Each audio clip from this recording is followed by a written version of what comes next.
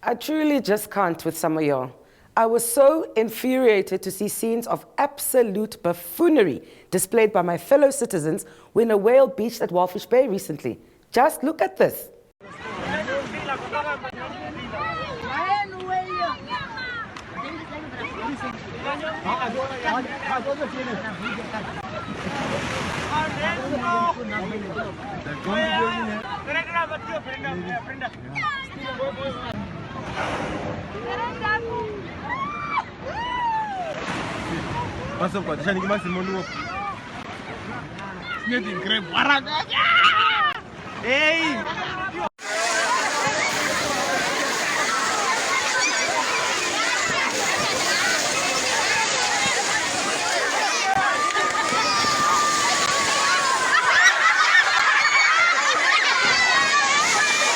What the actual fudge is wrong with humanity?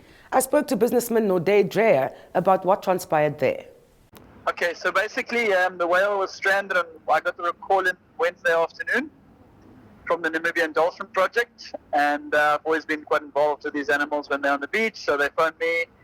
I tried to get hold of a few people. We can now push him in because he was in relatively deep water, so we thought we might have a chance to get him back into the water.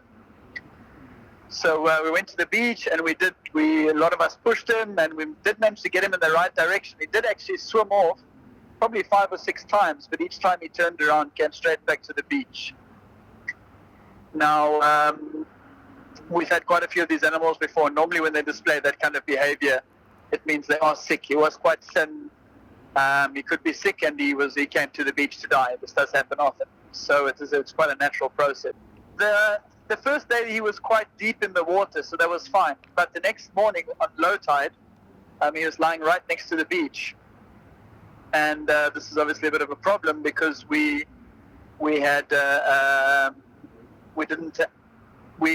was a few people there. There's these guys, the Monarch lifeguards and the Dolphin Project. We set up a barrier tape to try and keep people back. But obviously it's a long weekend and there's a lot of people around, and the people started getting closer and closer, and we kept asking them to stay back. And then some people sort of just walked through the barrier and came to touch the whale, and then it was like a big thing. Everyone wanted to touch the whale. So eventually, there was probably 500 or 600 people there. Sure. And eventually they just broke the barrier tape and all came running down. And it was like mass chaos. It was a big problem. This animal is very stressed already, and people jumping on him, pulling on him, and trying to open his eyes and slapping him. It's not fun for it. So we just wanted to keep the stress levels down for the animal. Look, it boils down to a lot of these people have never, unfortunately, had the chance to interact with a whale like this before. So I don't think our school syllabuses teach a lot about this kind of behavior and about the stress this causes on these poor animals. So it just boils down, unfortunately, to a lack of education.